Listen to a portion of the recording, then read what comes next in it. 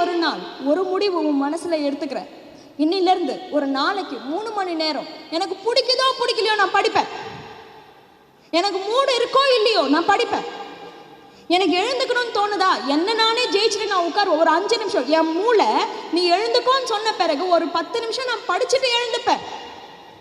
உன்னை நீ ஜெயிக்கிறதுக்கு பழக ஆரம்பிச்சேன்னு வச்சுக்கோயேன், முதல் 21 நாள் கஷ்டமாக இருக்கும், பிடிக்காது, டிவி மேலே கவனம் போகும், படிக்கிறதுக்கு போகிறதுக்காக போகும், கிரிக்கெட்டுக்கு போகும்.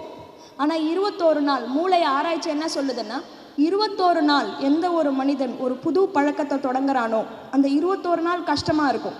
அந்த 21 நாளுக்கு அப்புறமா எது அவன் 21 நாள் பண்ணானோ அது வாழ்நாள் முழுசுக்குமே ஒரு புது பழக்கமாக மாறிடுமா. மூளை அதை செய்யறதுக்கு நேச்சுரலாக பழகுமா.